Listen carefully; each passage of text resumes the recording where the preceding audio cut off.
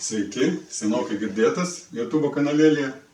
Noriu šiandien pasidalinti darytų tautos valdžios grupėje Facebook'e tiesioginių įrašų.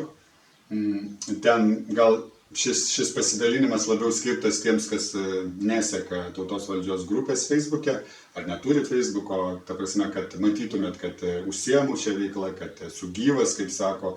Paprasčiausiai, kas seka mane, žinot, kad planuoju grįžti į Lietuvą. Tai dabar būtent prioritetai tie, nėra tokio stabilumo, tenka kažką aukoti, tai tokios priežastys ir sužinosit, kam tos tiesioginės transliacijos, dalį tos informacijos, kam jos reikalingos, manau, kam mes jas darom. Kas ten bus kalbėta? O kalbėta bus bandyta komentuoti, įvertinti Komentaras TV YouTube kanale kalbančio Audriaus Nako apie kodėl mes neturim tikros opozicijos, kodėl opozicija tokia bevertė, silpna, kaip sako, jos nėra, kodėl opozicionieriai susiskaldė ir negali susivienyti. Tai eisiu prie esmės ir, kaip sako, kalbėsiu iš esmės ir kaip šis filmuko pavadinimas atsakysiu, kas mano manimu yra tikrieji Lietuvos išdavikai. Tai linkiu gero pasiklausimo, pasižiūrėjimo ir iš karto atsiprašau dėl Facebook'o kokybės įrašo, bet manau svarbiausia, kad ne įrašo kokybė šiuo metu, o tai, kas bus pasakyta. Ir pasidalinsiu, aišku, laidelę apačioje po šiuo įrašu ir pasidalinsiu Pauliaus ištrauką, būtent kurią citavau, kurią analizavau, kuri buvo pasidalinta irgi tautos valdžios Facebook'o grupėje. Tai gero priklausimo. Ir iki kitų kartų. Labas vakaras. Eilinė mūsų vakaro šeštadieninė, kaip sako, tiesioginiai transliacijai. Noriu priminti visus ir visiems, kad šios tiesioginės transliacijos paskirtis, kaip ir kiekvienos prieš tai ir ateityje būsimų transliacijų, mes norim išlaikyti viešą bendrą ryšį mūsų bendruomenį tarp savęs. Ir tai tokia galimybė paviešyti, sukompromituoti mūsų darbą, vienas kito patikrinti, pasitikslinti, jeigu yra būtinybė.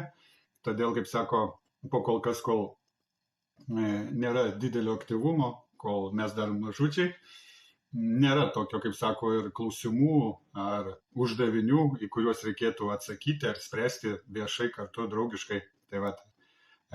Bet, kaip sako, pratinamės, išlaikom tą tradiciją, kad matytumėt, kad vyksta gyvai visi reikalai ir, kaip sako, aš vienas iš administratorių, prižiūrėtojų, kaip sako, galit mane paklausti, galite, kaip sako, pasitikslinti ir mes čia gyvi, viskas vyksta, viskas juda, kartu tariamės, kartu organizuojamės, kartu sprendžiam, kartu klausiam ir, kaip sako, turi būti viskas viešai, nes kitu atveju dings pasitikėjimas vienas kitu. Tai būtent rodom viešumą, rodom atvirumą, rodom nuoširdumą. Pagrindinis uždavinys, bent jau gyvų tiesioginių transliacijų. Ir, kaip sako, šiandien norėtųsi pašnekėti dėl Pauliaus pasidalinto įrašo, ką ten Nakas šnekėjo pas Gorienę laidoje. Aišku, ten ištrauka, kiek suprantu, 4 minučių. Ir Paulius siūlė komentuoti, klausti, sakyti, ką manom. Ir prie to aš įterpsiu savo trigrasį šitoje vietoje. Man kas užkliuvo? Realiai kas užkliūna. Pirmas dalykas, ar yra tikra opozicija ir kodėl taip yra, kad nėra tikros atsvaros, tikros opozicijos, kodėl nėra tos pusiausvyros vadinamosios ir kad esamos valdžios, kaip sako, mafija grupuotė, kaip ten buvo įsireikšta, sėdi visose srityse, kaip sako, ir viską valdo. Tai man kas įdomiausia, aš norėčiau iškart peršok truputėlį į kitą vietą, kad jis sako, mes paprasčiausiai nesugebam ir negalim kaip opozicija susiburti, susėsti ir susitarti ir tapti tikrą opoziciją. Ir kad mes turėtume rasti sprendimą, kurį po to galėtume pasiūlyti Lietuvos tautai, Lietuvos piliečiams dėl šių klausimų išsprendimo. Tai čia irgi man toks keistas dalykas. jeigu taip darom, tai gaunasi, kas vyksta opozicija, tik paprasčiausiai prieštarauja ar yra nepatenkinta, kad nėra valdžioje, kad nepatenka į valdžią, kad negali būti valdžioje. Nu, vat gaunasi taip ir ji dabar nepatenkinta ir mato, kad reikia kažką daryti ir jai nesigauna, tokiai susiskaldžiusiai kažką įspręsti. Tai ir Nakas sako, kad vat, reikia tam tikrą poziciją. Bet kas iš to mums, paprastiems žmonėms, ką tai sako? Įsivaizduojat, tam tikri lyderiai, opozicionieriai, tam tikri lyderiai, kad ir išspręstų tą problemą, jie daleiskim sugebėtų kažkaip patraukti savo išdidumą, patraukti savo asmeninius poreikius ir susirinktų prie bendro apvalaus stalo, įsivaizduojat, ir rastų tinkamiausią jiem visiems pasiūlymą, kaip išspręsti va čia problemą, kad nėra pusiausvyros valdžioje, kad yra tam tikras klanas, kuris visur dominuoja ir gali daryti, ką nori. Ta prasme, gali net savivaliauti, nes jų 100% valdžia. Tai va, ir tame yra problema, kad tokiu atveju tada jau nėra teisingumo, nėra lygybės ir va, turim bėdų, yra diktatūra savotiška. Tai va, bet iš tikrųjų, kas gaunasi, jie susirenka, sugeba, jeigu, daleiskim, tokia utopija įvyksta, kad jie sugeba va, susitart, rasti ant bendrus interesus ir sugeba rasti tą vieną pasiūlymą, kurį pasiūlytų tautai kaip sprendimo būdą, kaip mes galim va, tą problemą išspręsti ir kaip gali opozicija, kaip sako, patekti į valdžią ir tam tikrai opozicija atsvara esamai pozicijai, esamai valdžiai. Tai va, jeigu šita utopija būna įgyvendinama, įsivaizduojat, tada antrą utopiją reikia jiems, tiem opozicionieriam, lyderiam, sugebėti pataikyti, kad tas pasiūlymas tiktų ir patiktų Lietuvos piliečiams, Lietuvos tautai, kad jie norėtų jį palaikyti, jame dalyvauti ir prisidėtų prie to plano. Aš kiek matęs va, opozicionierių siūlymus, tai bėgam pabliaupt prie Seimo. Visas sprendimo planas, kaip sako, veiksmų strategijų planas, einam pabliaupt prie Seimo, einam, kaip sako, balsuoti už mane ir viskas. Ir va, jų reikalai tie pasibaigia. Tai, bet dėl ko mes taip aukštinkojom darom, va, tas įdomiausia, va, dėl ko siūlomi tokie dalykai, mastomi tokie dalykai, kodėl negali viskas būti nuo apačios, ta prasme, žmonės iškelia jiem rūpimus dalykus, o opozicionieriai vienijasi tam, kad po tą vėliavą galėtų eiti valdžią. Įsivaizduojat, žmonės išsibalsuoja jiem aktualiausius klausimus, žmonės susibūrė ir opozicionieriai padeda susiburti žmonėm, kad jie iškeltų jiem rūpimus dalykus, dėl kurių jie gali prisidėti, dalyvauti. Ir viskas, ir tie opozicionieriai va, dėl to turėtų vienytis. Nes pagal tikrus demokratinės santvarkos principus, jie, kas eina į valdžią, privalo ir turi atstovauti daugumo žmonių, juos išrinkusių interesus, viskas. Bet jie rūpinasi, kaip patekti valdžiai. Įsivaizduojat, jie rūpinasi, jiems svarbu, kaip įlysti tą valdžią.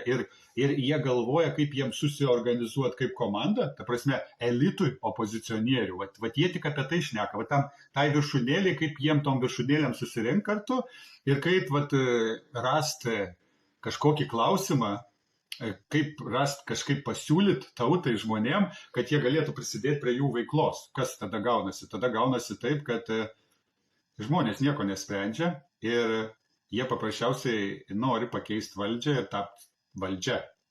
Nors iš tikrųjų turėtų šnekėti apie tai, kaip ieškoti ir spręsti tą uždavinį, kaip turėti ryšį su žmonėmis, su Lietuvos tautos piliečiais, kaip juos sugebėti atstovauti, kaip jiems įtikti, kaip ta prasme būt priežastimi, kaip sako, tos žmonių pakilimo. Suprantat? O dabar jie nori rasti būdų, kaip mus pabudinti, pažadinti, privilioti, pasiūlyti kažką. Ir, kaip sako, nori išlaikyti valdžią savo rankose. Tai va, ir baisu. Aš matau, kad tai baisu. Įsivaizduojat, opozicija, čia kaip vadinamoji paskutinė mūsų viltis, gaunasi nėra jokia viltis. Jie tik yra nusivylę, kad nėra valdžioje ir nėra prie to lovio viskas. Bet ir galvoja, strateguoja, viešai kalba, ką reikėtų daryti ir kaip reikėtų organizuoti viską, kad opozicija patektų į valdžią arba taptų atsvara pozicijai. Bet čia šnekėjimai yra apie valdžią, apie hierarchinės viršūnėlės ir jų kovas. Suprantat? Net opozicija nešneka apie tai, kad tikroji paskirtis valdžios nebūti valdžia, o atstovauti juos išrenkančių žmonių interesus. Ir jų pagrindinis uždavinys turėtų būti ieškoti būdų kalbėtis, susikalbėti ir išgirsti savo tautą, tai yra Lietuvos piliečius. Bet mes to neturim. Ir tęsiant tą mirtį, dėl ko neturim, lendam giliau. Tai yra po Pauliaus pasidalintų įrašų buvo komentarai. Ir aš taip iš bendro vaizdo noriu tik pastebėjimą vieną tokį labai svarbų pasakyti, susijusį su tuo, ką prieš tai kalbėjau. Tai vyko tam tikri tokie pasiginčimai, konfliktai, kad Nakas ten putinistas ir esmė kokia. Ten buvo gilesnios diskusijos, bet kur yra problema, kur mūsų kaip Lietuvos piliečių, Lietuvos tautos problema. Aišku, prie to prisidėjo labai daug esama Lietuvos valdžia. Yra problema ta, kad kol mes rinksimės pusės, tu už rytus, aš už vakarus, aš už tą, aš už aną, kol mes rinksimės pusės ir norėsim įrodyti tą teisybę, mūsų pasirinktą teisybę, labiau negu būt kartu, kaip Lietuvos tauta, kaip Lietuvos piliečiai, mes tol būsim Lietuvos išdavikais. Čia yra maža pradžia, turėkite omeny, maža pradžia, ką aš bandau pasakyti. Įsivaizduokit, jeigu aš dėl to, kad tu, daleiskim, esi už rytus, o aš už vakarus, sutinki pykti su manimi, sutinki brolis su broliu, lietuvis su lietuviu, nebūt vieningais ir būt už Lietuvą, čia ir yra skirtumas. Čia yra kelio pradžia, ta prasme, tu esi Lietuvos išdavikas, nes tu atstovauji vakarus arba atstovauji rytus ir tu negali eiti kompromisą, į susitarimą, į vienybę ir vienijimąsi vardan Lietuvos. Nes Lietuva yra visi Lietuvos piliečiai. Ir jeigu aš, kaip sako, man tai nėra svarbiau, man yra svarbiau vakarai, ar rytai, ir aš renkuosi pusę, kuriuos palaikyti ir, ta prasme, skaldausi, ginčiuosi, pykstuosi, įžeidinėju tuos, kurie kitokios nuomonės, tai yra kelio pradžia. Jie to ir nori. Turėkite omeny, jie to ir nori. Jie to ir nori labai, tai toks kaip čia pasakyti, čia tik kelio pradžia į ten, ko jie nori. Jie nori, kad brolis brolį šaudytų, brolis brolį žudytų. Ir čia kelio pradžia, sukurti intrigą tarp mūsų, suprantat? Tu už rytus, aš už vakarus, kažkas už Kiniją, kažkas už dar kažką. Jie to ir nori, kad mes dėl savo tų nuomonių išduotume vienas kitą. Pirmoji vietoje turi būti mūsų kraujas, mes lietuviai, mūsų tauta, mūsų piliečiai, o ne mano nuomonė.